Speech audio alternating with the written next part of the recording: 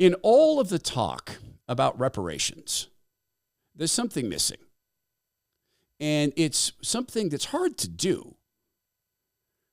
But it should be a part of the discussion if we're going to discuss reparations. Now, as a matter of policy, I can't get behind reparations, and it's the same reason probably you can't.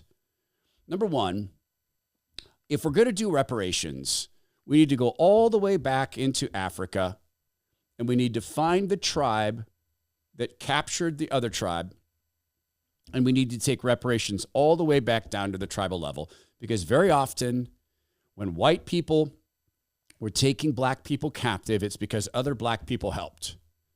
If we're going to do this with black people, then of course we need to do it with white people. You know, Scottish people, Irish people who are made indentured servants over here, Chinese people. We'd also have to do this with Native Americans because sometimes they were enslaved. Oh, but wait, stop, reverse that. The Native American culture made a habit of enslaving their captives and the people against whom they warred. They did that with white people. The most probably, well, not successful, but I think legitimately famous and yes, successful Comanche chief was part white. His mother was a white captive.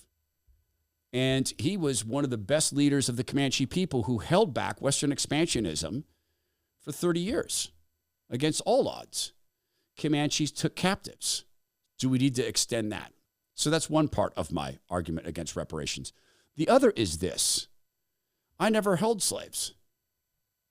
My family history, near as we can tell, no one in our family ever held slaves. Therefore, we had nothing to do with the slave trade. How then can I be forced to pay reparations when I didn't do it?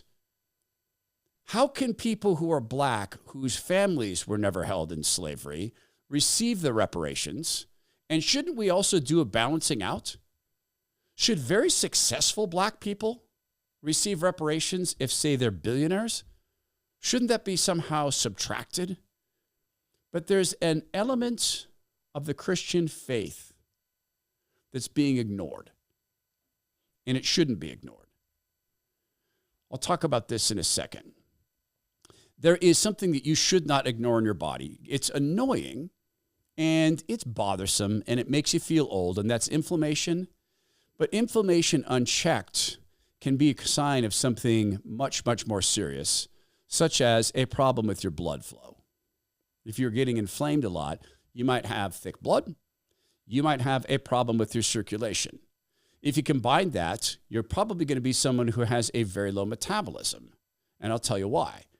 Inflammation often causes people to not want to move as much. Makes sense, because when you move, it hurts.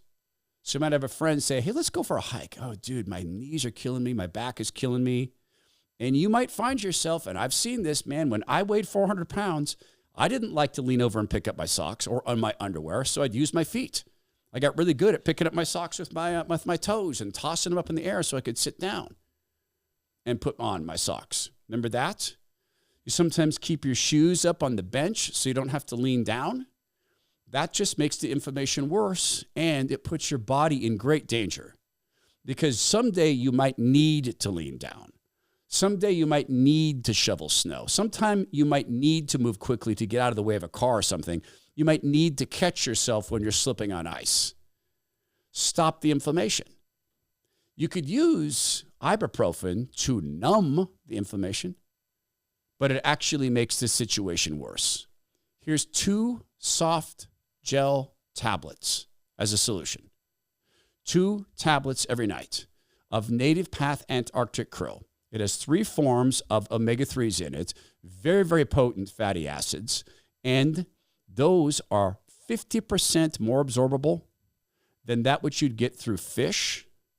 In a study, 28% of people reported absolutely no more joint pain in 60 days.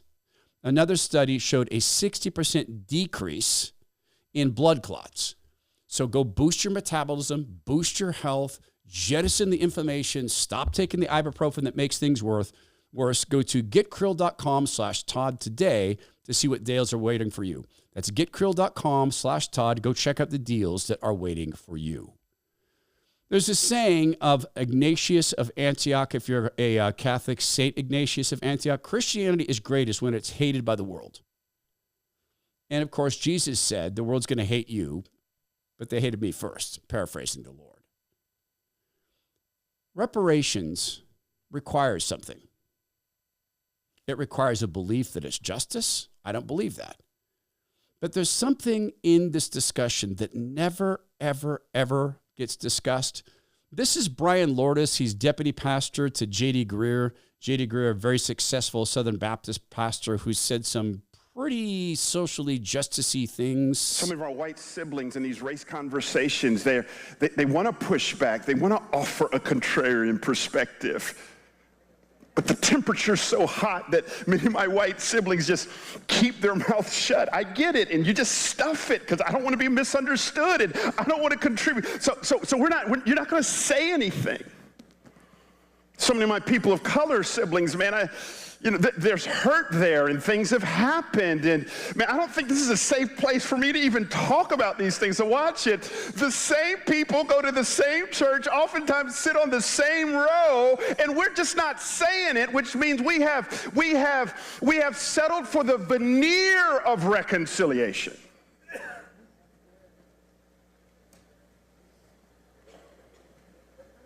Sort of like gosh, stupid clock.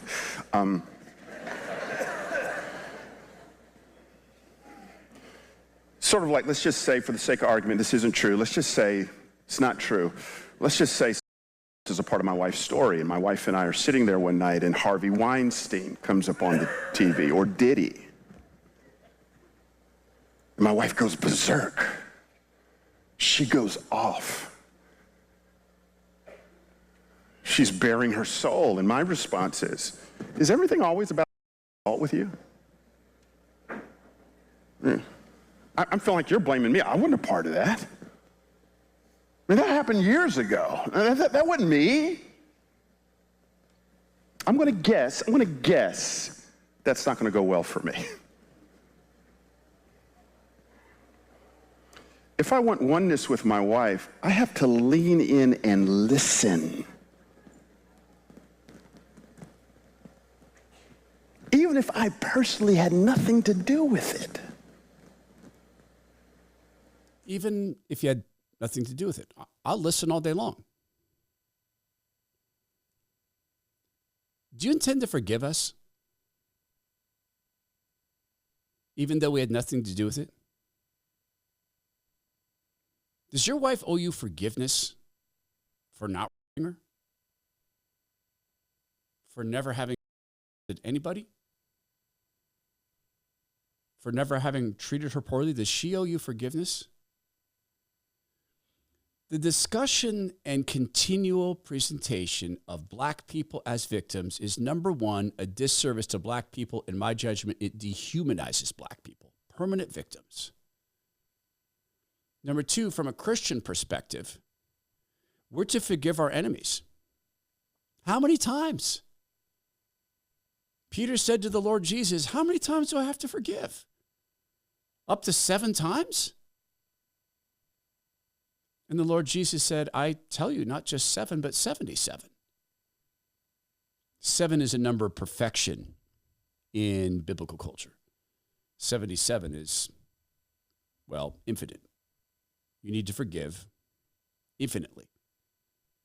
This is not the discussion in race-based discussions of reparations. Wait, shouldn't we forgive? Instead of paying back, and isn't that coveting? If you're coming to me who never held slaves to get money as someone who never was a slave, aren't you just coveting? And to extend that metaphor that he used about his wife, and they're watching TV and Diddy comes on and she was a victim of, and so she's very, very upset, and he turns and says, does everything have to be up to you? And she turns to him angry and says, I want you to be not as bad as I was, but I want you to allow yourself to be, and then we'll be even because I've had my revenge. I hear some things there that stand contrary to the Lord. Revenge is God's alone. Coveting. Refusal to forgive. We are told to forgive our enemies. Sin is rebellion against God. Refusing to forgive, then, I would suggest is a sin. I would suggest that reparations, then, as we've discussed it here, is a sin. But then again, much of the world loves this.